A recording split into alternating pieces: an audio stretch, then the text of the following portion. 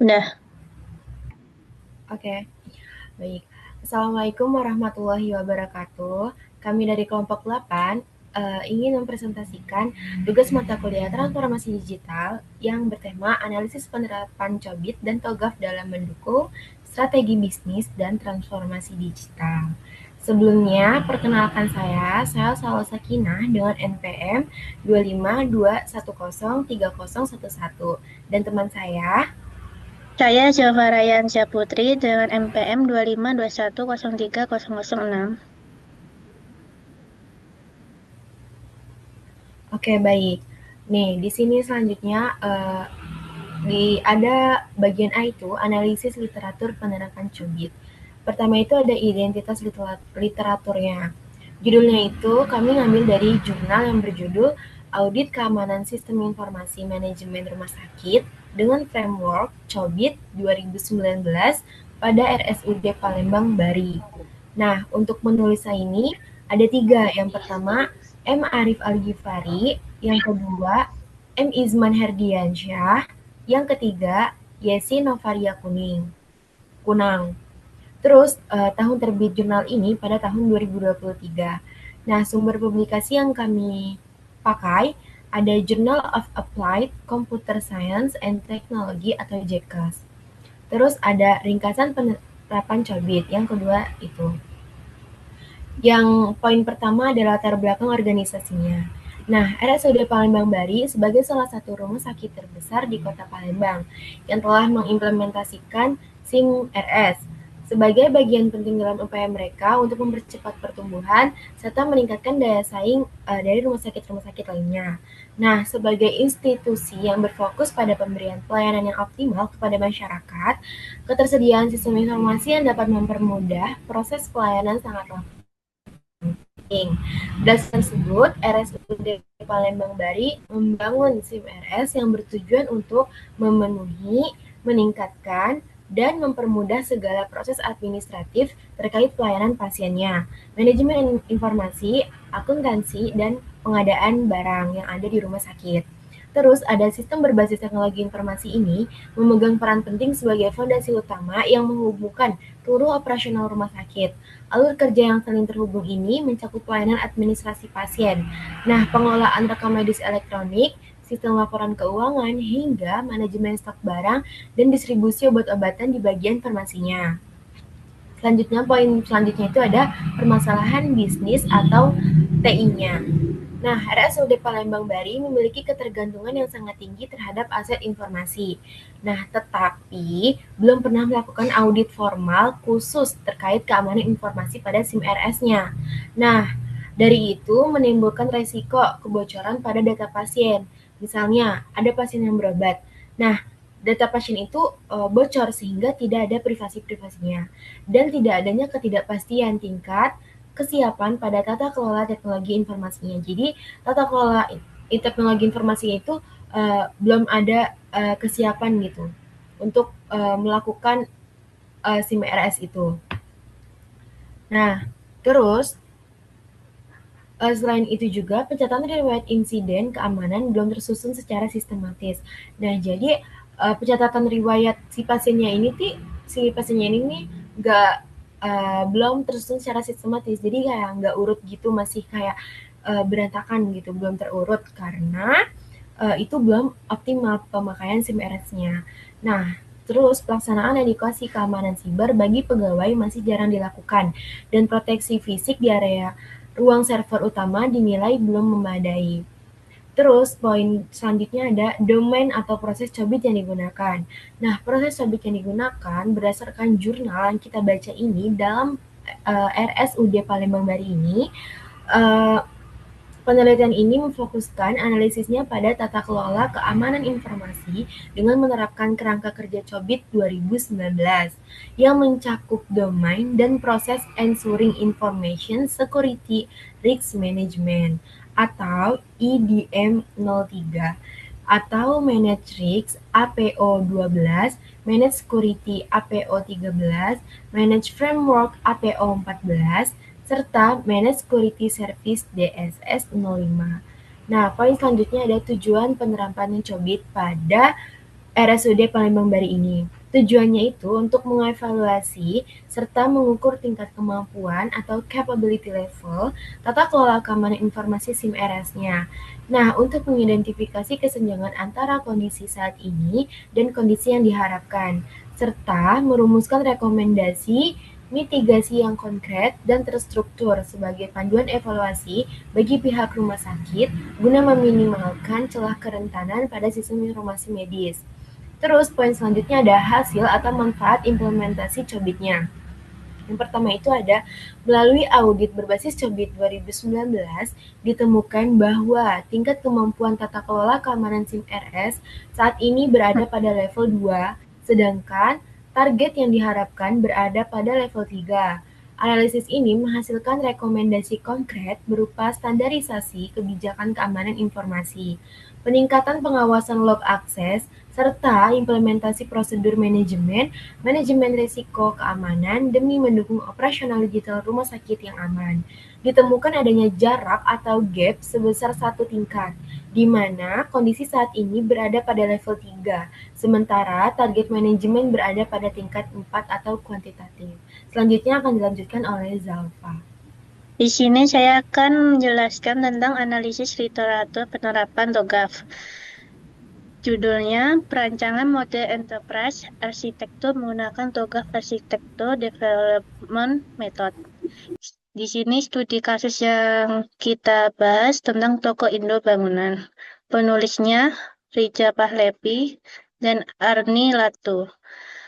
Tahun 2022, sumber publikasi sistematik atau Seminar Nasional Sistem Informasi dan Manajemen Informatika Universitas Nusa Putra. 2. Ringkasan penerapan TOGAF. Poin pertama tentang latar belakang organisasi.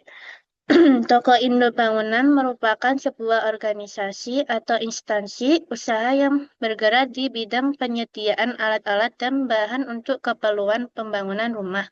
Di era digital dan pasca pandemi COVID-19, toko ini dituntut untuk memperhatikan peran strategis teknologi informasi guna memberikan pelayanan terbaik bagi para pelanggan dan karyawannya. Poin kedua, permasalahan bisnis. Seluruh aktivitas bisnis utama di Toko Indo Bangunan, mulai dari proses pemesanan barang hingga kegiatan operasional lainnya, saat ini masih dilakukan secara konvensional atau manual. Selain itu, belum adanya sistem yang terintegrasi memicu terjadinya risiko redundansi atau pengulangan data, kesalahan identifikasi kebutuhan teknologi, serta lambatnya proses pengecekan stok barang masuk dan keluar dan pencatatan pembayaran. Poin selanjutnya, tahapan atau metode TOGAF yang digunakan. Penelitian ini menerapkan kerangka kerja enterprise arsitektur berupa metode TOGAF ADM atau arsitektur development method. Metode ini dijalankan melalui kerangka berpikir dan tahapan terstruktur yang meliputi preliminary phase, architecture vision, business architecture, information system architecture, terdiri dari data arsitektur dan application arsitektur, teknologi arsitektur, opportunities and solution, serta migration planning. Evaluasi dan pemodelan dalam tahapan tersebut dibantu dengan instrumen berupa prinsipal katalog, analisis 5W dan 1H, value chain, flowchart, dan MC Valence Strategy Grid. Poin selanjutnya, strategi transformasi digital yang dirancang. 1. Pemetaan strategi bisnis dan sistem informasi. Menyelaraskan visi toko untuk meningkatkan penjualan dengan merancang sistem informasi penjualan berbasis online serta komputerisasi manajemen internal. Poin kedua, arsitektur bisnis, yaitu mengubah proses bisnis pemesanan dan pembayaran manual menjadi proses terintegrasi yang dimodelkan dengan Archimedes dan Organization Map. Poin ketiga, arsitektur sistem informasi, data, dan aplikasi. Dengan membangun aplikasi point of sale atau POS yang mudah digunakan untuk pemilik, karyawan, dan pelanggan. Strategi datanya berfokus pada penyusunan basis data yang akurat, terstruktur, dan aman untuk mengelola data barang, pencatatan uang, pengolahan data karyawan, hingga pencetakan bukti pembayaran secara digital. Guna mendukung performa aplikasi di latar belakang, dibutuhkan strategi seperti pemanfaatan RDBMS seperti MySQL atau MariaDB. Fungsinya untuk mengunci keterkaitan antar tabel data, master barang, data transaksi, dan laporan keuangan secara sistematis. Arsitektur aplikasi ini mengadopsi prinsip single source of truth atau satu sumber kebenaran data yang menjamin bahwa seluruh entitas data itu disimpan dan diperbarui secara terpusat dan real time. Melalui integrasi sistem yang dirancang, toko Indo Bangunan dapat mencegah risiko penggandaan data, mengatasi perbedaan catatan stok antara kasir dan gudang, serta menyajikan laporan keuangan yang tepat dan terpercaya bagi pihak manajemen. Poin keempat, arsitektur teknologi.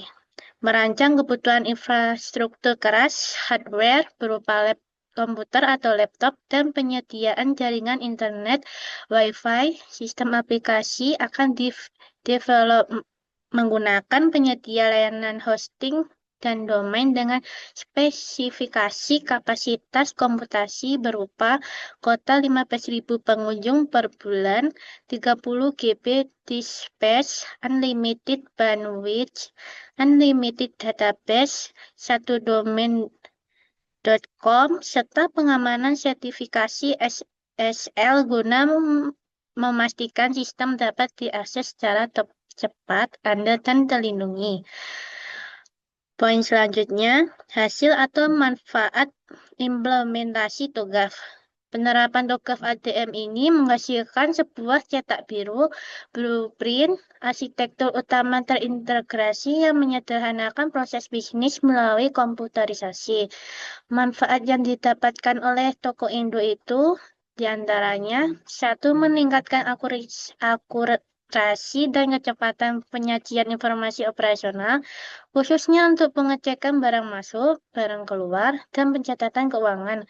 Dua, memperluas jangkauan pasar dan meningkatkan volume penjualan melalui penyediaan sistem pemesanan online. Yang ketiga, menghindari pengulangan data serta meminimalkan kesalahan identifikasi teknologi sehingga biaya pembangunan sistem menjadi lebih efektif dan efisien.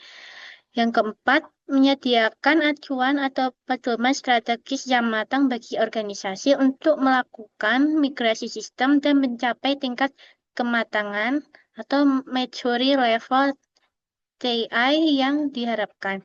5. Menjamin keamanan dan keberlanjutan sistem dengan penggunaan cloud hosting yang berspesifikasi tinggi, menjaga stabilitas aplikasi agar bebas macet atau down, sementara enkripsi SSL memberikan perlindungan penuh pada data transaksi dari risiko serangan cyber. Itu yang sudah saya dan teman saya jelaskan. Oke, baik. Terima kasih. Kami ucapkan terima kasih kepada Zalfa yang sudah menjelaskan TOGAF dan kami dari kelompok 8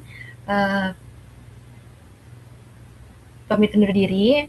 Kurang lebihnya dimaafkan. Wassalamualaikum warahmatullahi wabarakatuh.